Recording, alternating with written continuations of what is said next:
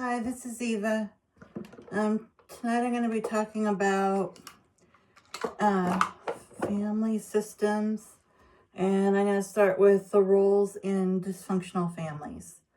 So there's, of course, I've talked about this before, the black sheep or the scapegoat of the family, and usually that's somebody who, sometimes they call them the problem child, but they don't have to be like a problem per se. It's more just like they're the one who voices what no one else will say. They're the ones who will call things out and make everyone uncomfortable and say, like, dad's drinking or something like that. You know what I'm saying? Like, they won't pretend something isn't happening that is happening. Whereas the other family members, it's like they just sweep everything under the rug and they don't want to say it out loud, because whenever stuff is brought up, like the truth, then people have to like take responsibility for their behavior and change it, or there has to be like rules put in place, or like boundaries, or like, something's gonna change. Or, it could even be like the scapegoat if they're an older, of age and have the income that they would want to, leave the family and go somewhere where that's not happening if absolutely nobody's going to change anything. Then there's the golden child. That one's the child whom everybody sort of focuses all their positivity on. So like the scapegoat would be the child everybody sort of focuses their negativity on.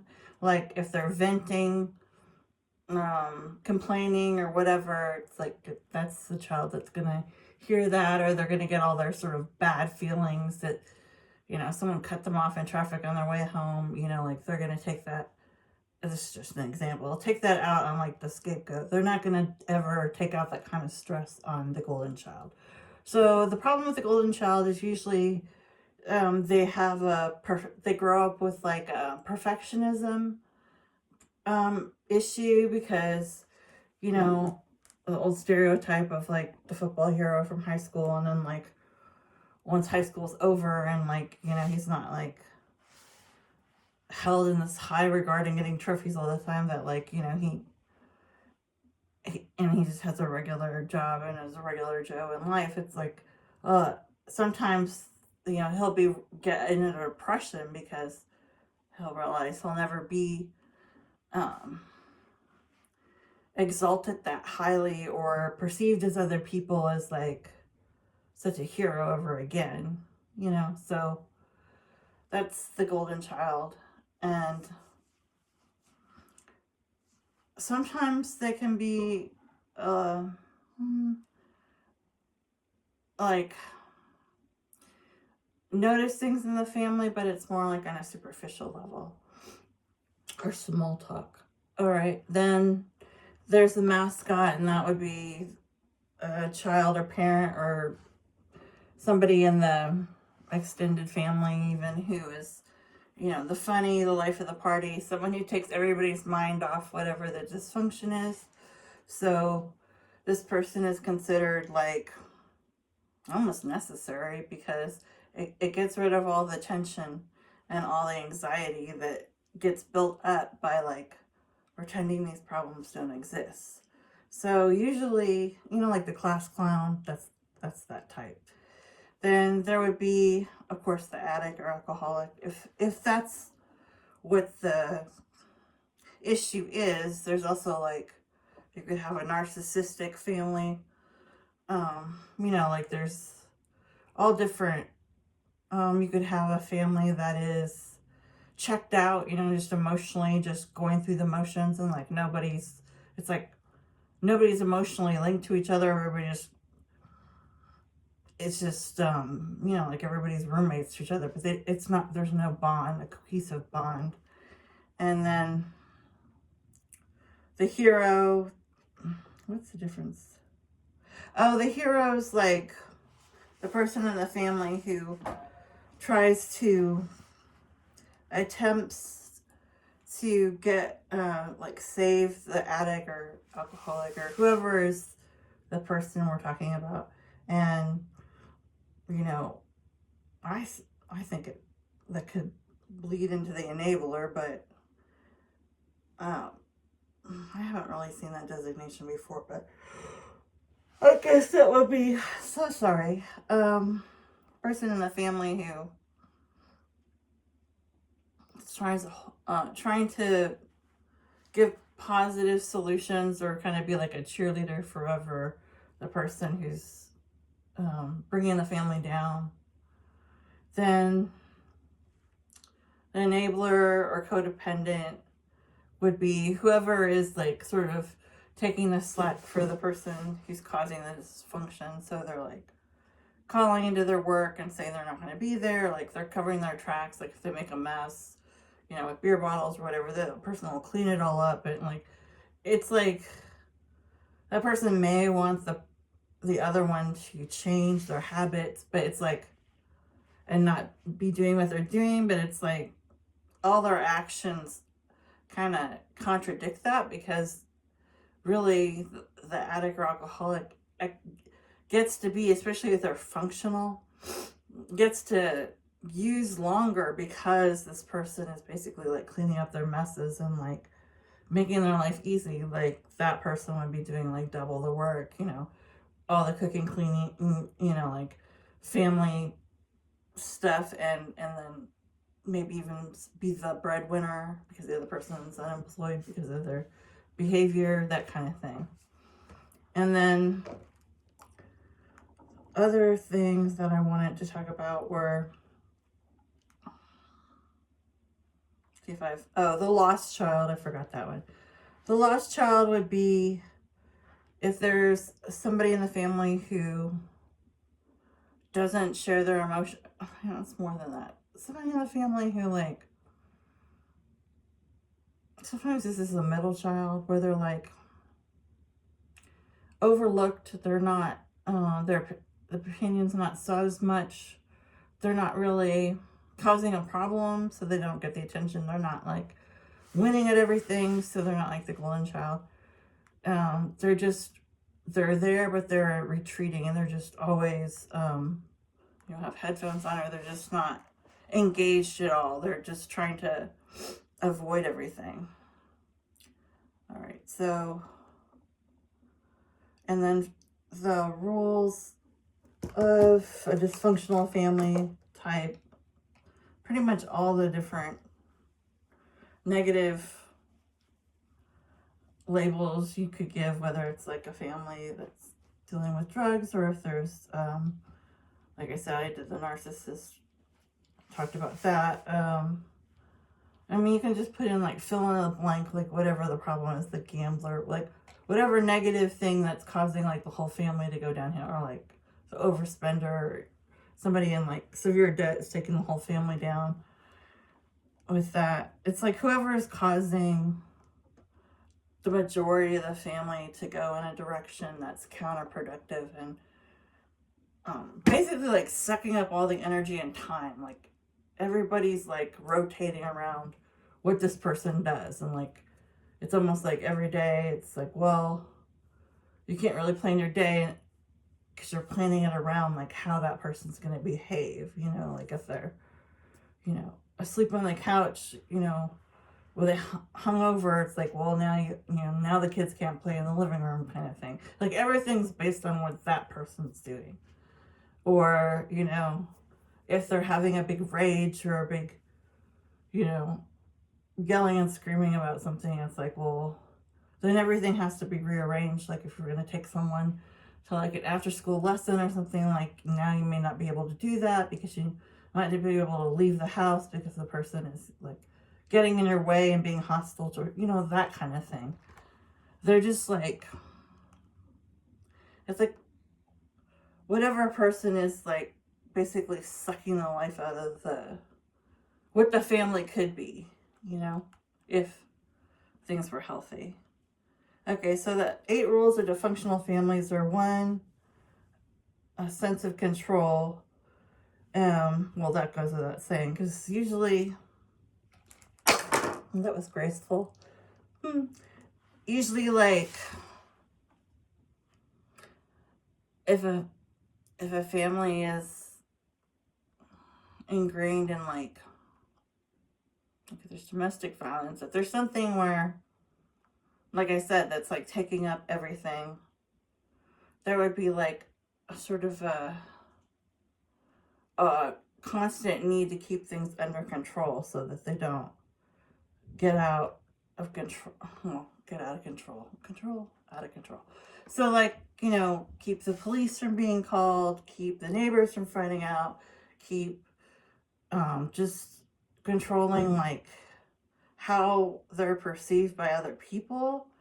So, there would just be a strong emphasis on controlling the feelings, behavior, and relationships. Like, if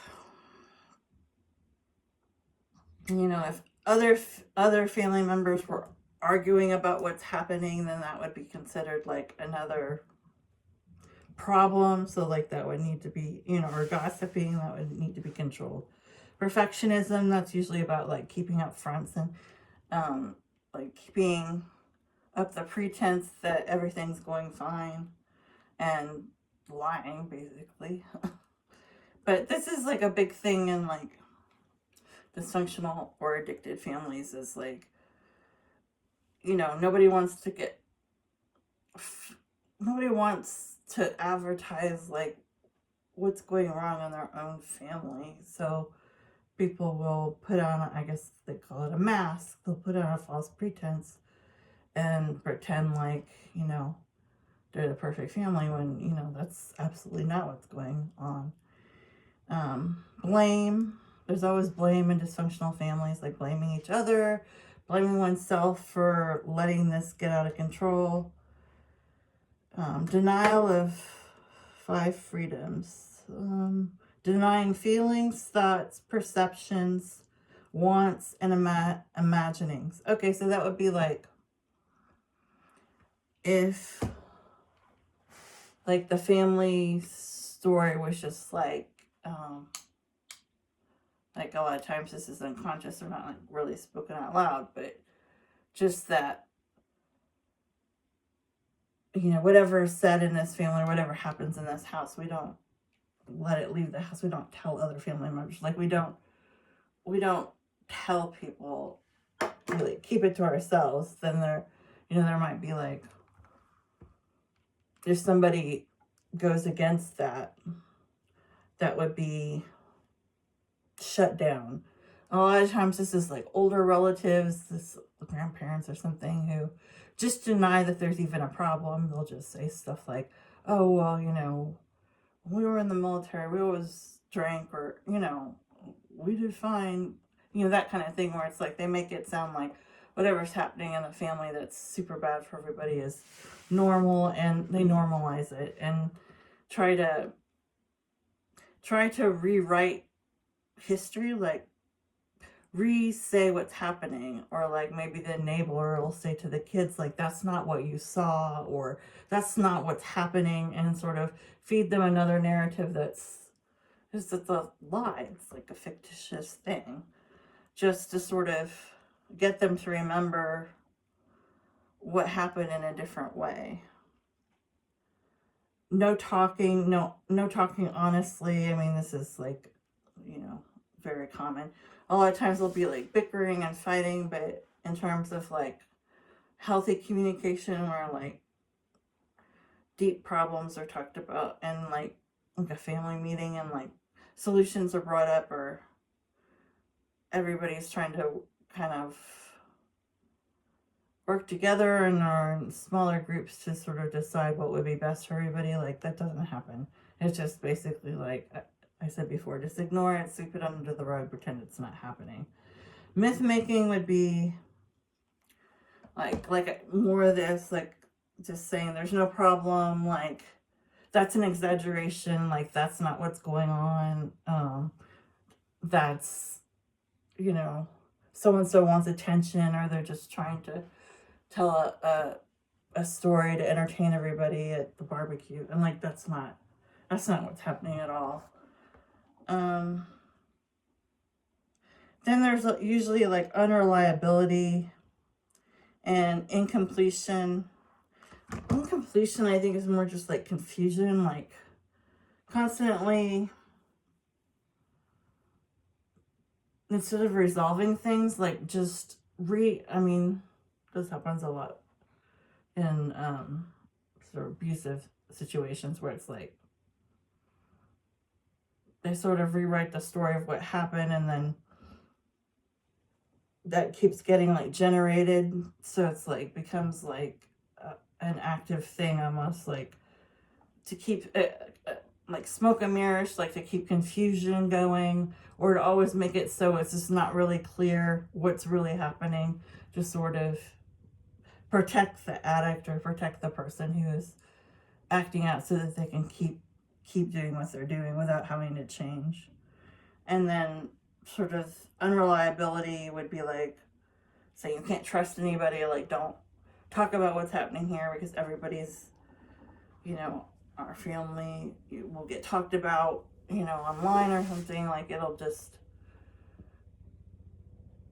like basically like threatening that if they tell what's happening to anybody or teacher, anybody, that there'll be like repercussions or something bad will happen.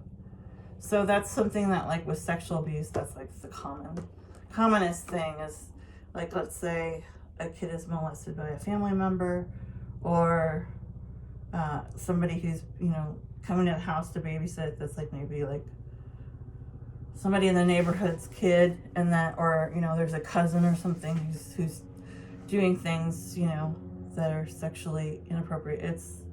It'd be like, a lot of times they'll tell their victims, because they're younger and smaller, if you say anything, then this terrible thing will happen to your family, or, like they'll give them some threatening phrase that'll stay in the kid's head, and like they're never going to. That's like a way to keep them quiet. So like that usually always happens in when somebody knows that they're doing something wrong and somebody else witnesses it. There's usually some sort of agreement or verbal communication, like basically saying, like, if this or this goes down, then this is what we say, or that kind of thing. So that's, and whenever that happens, that person is not doing these things because they're out of their mind or something. They're doing these things consciously because they're consciously covering them up. So it's like, you can't say, well, they didn't know what they were doing. It's like, then why did they have a plan about how not to get caught? That doesn't even make any sense, If you can come up with a plan to cover your tracks, you probably know what you're doing is wrong, and you shouldn't be engaging in it, right? If you're trying to coerce somebody to go along with a different story about what happened, probably what happened was not a good or right action. I mean, most people could agree on that. All right. Then I was gonna talk a little bit about the Bible. I was gonna talk about the Bible story, the prodigal son, and I think most people are familiar with that story. When it's like, there's a younger son and an older brother and a father, and they all live in, I think it's like, I don't know if it's like a nice farm or estate or something where there's like duties that have to be taken care of. There's servants and such, and I think livestock to be taken care of. And then the younger son, he's kind of, I don't know, just, I don't want to say selfish, but maybe, yeah, he's self-absorbed. He wants to he's bored doing what he's doing at home. He wants to go have adventures, and like, he's bored of his dad who's older, and he doesn't have a good relationship with his brother who's doing a lot of the work in with the livestock. So it's like, he says, I want my inheritance earlier or something. Says, I want to go travel and see the world. So his dad gives it to him and he goes to some other country or a place far away. And there he like squanders the money over a period of time where like, I don't know if he's gambling or using it for prostitution or for buying alcohol for everybody. And, you know, just, he's just very generous with his money to complete strangers and they take advantage of him. And like, he just doesn't have any sense of like planning for how long he wants to stay and, you know, having a plan for how this money's going to last. He just blows it all. And then he ends up in this precarious position where, you know, he has to sell all his belongings. He doesn't have anything. He doesn't have anywhere to stay. And he ends up taking care of swine or pigs. And he is hungry and he doesn't have money for food. And then there's one scene in the Bible where like he's looking at like what the pigs are eating and he's getting hungry, which you really know you're in a bad place when you would like to eat out of a trough, you know, something's wrong. So he decides that he has to admit that he was wrong and go home because he can't keep this up. Like, his life sucks. So he goes home and his father does this thing, which is like, I guess in that whatever culture they are, like whatever class they are, like it's not considered proper, I guess, for someone to show overbearing emotion, or for like the head of the household or the man of the estate or whatever to run. He's always supposed to be like acting very like, you know, like the king of the manor, like not doing anything impulsively. So like there's this sort of, as Jesus tells the story, he makes it a reference to that this man runs out to greet his son and he's so excited and like his son is, you know, smells terrible and he's emaciated and he looks awful and he says, you know, no matter, you know, you can and the son's willing to say, hey, but since I blew the money, you know, I'll be a servant in the house. Like, I don't have to go have my old room back or anything like that. He takes like some accountability for it. But the father doesn't have him do that. He gives him back, you know, the same duties as like he had as the son of the head of the household. So the father doesn't even go tell his brother who's out working in the field that his brother's back. You know, there's just totally kind of ignores him. And it's kind of like a weird story because it's like, you know, here it is. It's like this kid who's like gone and like basically just been total selfish kind of jerk. And it's like, well, so what's the point of this story? Like, you can just go do whatever you want and then like you come back and you're like forgiven. Like people say, like sometimes people do that with like sinning, or, you know, they'll party out, you know, Thursday through Sunday, and then Sunday suddenly they're contrite and like going to confessional and, you know, doing a bunch of Hail Marys. It's just like they knew they were going to do that.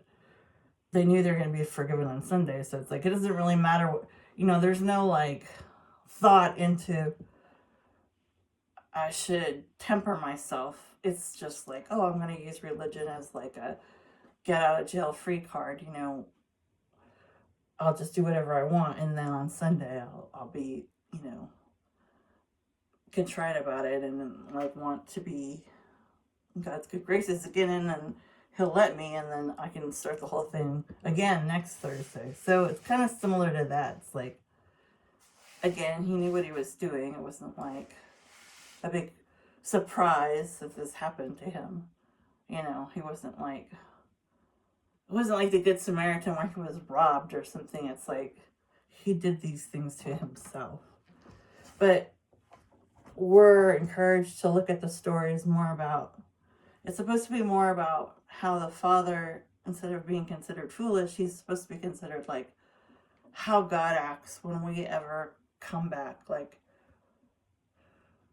God's just excited, you know, and it's kind of like the, when Jesus loses one of the sheep, you know, he leaves the 99 to go get the one that's wandered off. It's kind of similar to that. Like, it's like the emphasis is not so much on who's been good. The emphasis is like on getting the one who strayed away back. And so it's similar to that. So it's supposed to be like focusing more on like how we'll always be welcome back, and like even if we sin and do things that, you know, God finds repulsive, it's like he'll always be there for us, and he'll always like have positive emotion, you know, like we're going to be loved, I guess, loved and accepted and forgiven. Like it's all gonna, but it's gonna be genuine. It's not fake like the Thursday to Sunday story.